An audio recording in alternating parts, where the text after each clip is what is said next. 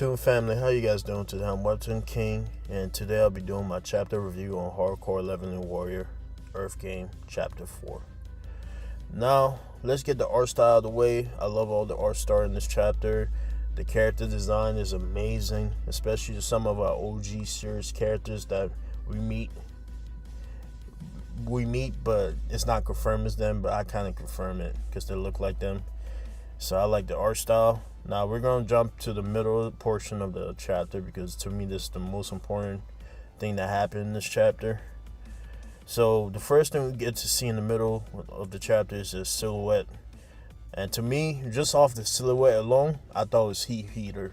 Just off the silhouette. If you guys know the OG series, you know what I'm talking about, Heat Heater. So I thought it was him just on the silhouette alone. So let's talk about why we're here in this position right now. The Guildmaster came asking for help from the loan shark to come help him beat the guy who robbed him and steal his money. Basically Ethan from last chapter. If you guys watched my review, Ethan stole his money and beat him up because he was there to get back at the guy who stole his money and left him in the dungeon. But he basically was trying to get him to do it for free. He was telling him, bro, you know how ridiculous this is? He came to Loan Shark asking him to do it for free. And we all know Heater. He basically told him like, yo, you gotta pay me to do my job. I'm not just gonna do it for free. He got serious. And this is one of the evidence that I knew it was him, because he told the Guildmaster how he despised fools. And when he said that, the Guildmaster basically like, oh shit, yeah, I'm sorry, I do whatever you want. But if you guys remember the old series, Heater used to say that all the time to Ethan, especially at the beginning. I think chapter 1 he said that too, when Ethan came to ask for money or something.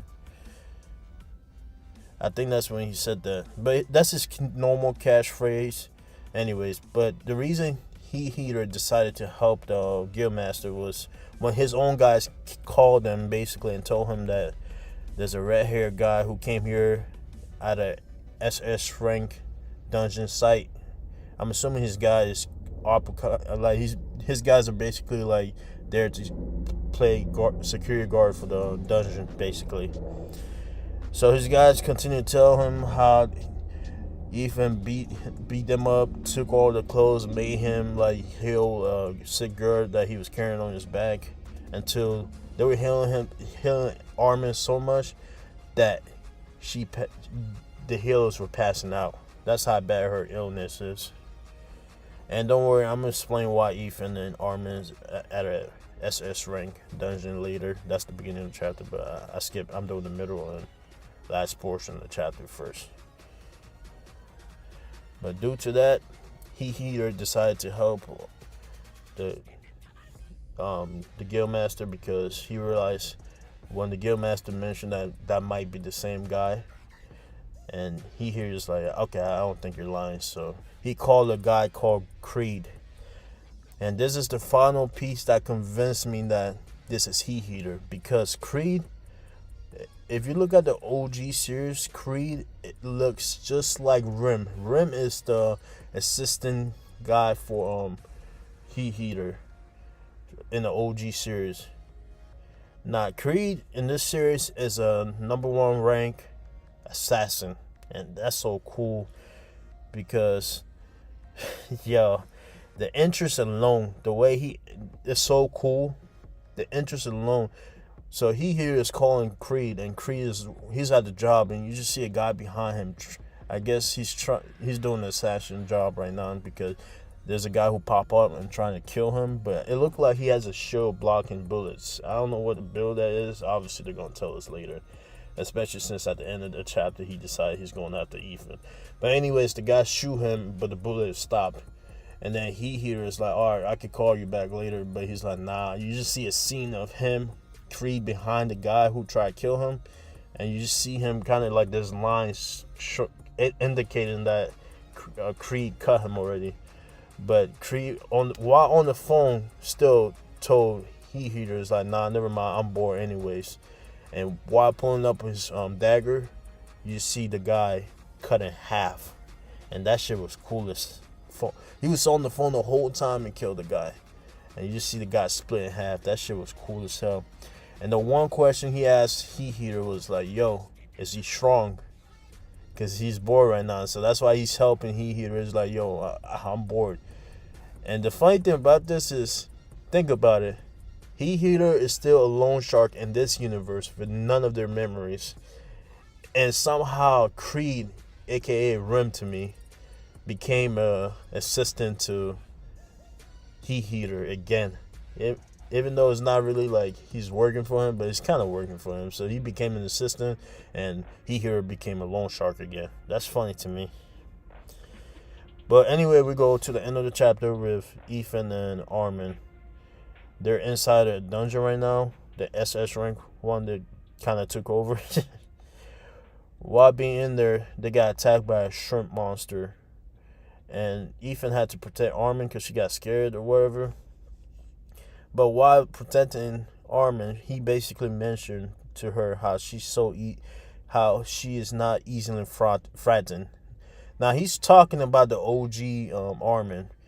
So why he said that the new Armin is the same person, but they don't have the memories. Basically, at the beginning of the chapter, it's gonna explain to us how apparently not everybody got the memories back, and some people even think to himself that you might have to have a requirement to get your memory back, like he did.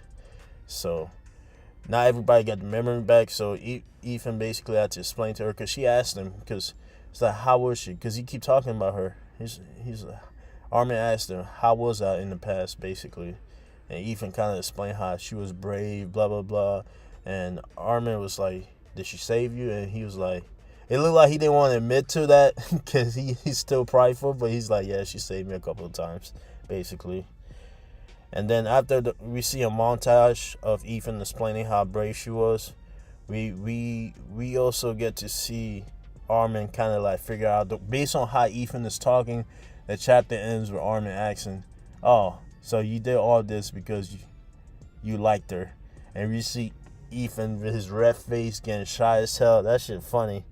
And at the end of the chapter, you just see basically the narration saying, how will Ethan 33, single, jobless, answer the biggest question in his life? And that's how the chapter ends. And I love that. Now, obviously, before I finish my review, we have to talk about what happened in the beginning and basically explain why Ethan is even at this dungeon with Armin. So basically what happened is, at the beginning of the chapter, we see Armin in the hospital with Zoro, and she's basically passed out. Now we see a doctor trying his best to save her, and he let us know the state of medicine or doctors in this universe. He's basically telling us how they became useless ever since this system became a thing, because they got healers now, so people don't really fuck with them. So he's actually trying to do his job, doing his best, but he can't figure out what's going on with Armin right now. But that's when Ethan showed up. When Ethan showed up, he basically broke into the hospital, messing up shit. And he didn't do it as a bad thing, but he was trying to hurry up. So he did give the doctors money. The money he stole from the guildmaster, he basically gave to the doctor for. But anyways, Ethan treatment. Also mentioned that he figured out what's going on with Armin. He basically let us know that she's disappearing due to a temporary paradox. And while saying this, he knows that Zoro's in the room, and then he tried to ask multiple questions to figure out if he still has her memories, because he has his right now, because Ethan got override for hardcore level and warrior, so he's asking Zoro multiple questions, but he figured out that Zoro does not have her memory right now, and that there might be different conditions on everybody else to get their memories back. It's not the same for everybody like he did.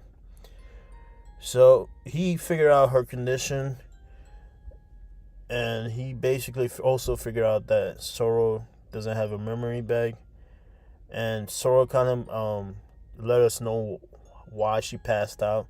She basically said that Armin, they were both excited that they went past level 10, that Armin tried to transform and look more like her character. So by doing this, I guess she just started throwing up blood, and she was at the hospital too. So I guess that's when it activated the fact that she's Armin from the OG series, because technically Ethan also mentioned that it's contradicting the OG series and the new war that he made up. So when it revert back to the original war, Armin got sick again, and she's not supposed to be alive. So the Earth is kind of trying to correct itself by killing her. But Ethan was about to give up, and Sora kind of mentioned this is a video game. There must be a way to save her. So that's when Ethan started thinking about SS rank dungeon, and then he basically took Armin from the hospital, stole her, jumped out the window, stole a bike from someone too. God damn, he took that shit from him. But he did give his number, say I'll pay you back, and he just ran away. And that's when Ethan and Armin show up to the SS rank dungeon where he took all the equipment of the guys there, and that's what's causing the conflict with him and Heater in the middle of the chapter.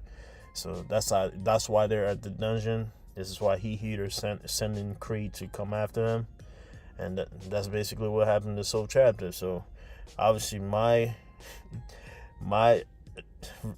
score for this chapter is basically a 10 out of 10. I know you guys are gonna be like, oh, you give it 10 out of 10. I haven't hated any chapters since I read this. I think my lowest score was the prelogues, and that was a 9 out of 10. Now I might even change that and give it a 10 out of 10 right now. So I haven't hated a chapter yet. It's at the beginning phase, so we still have a lot of things to offer. Basically, I have a lot of information to give us. So maybe around chapter 10 or something might slow down. But anyways, that's the end of my chapter review. You guys go like, subscribe, comment down below. Subscribe. Toon Family, we out.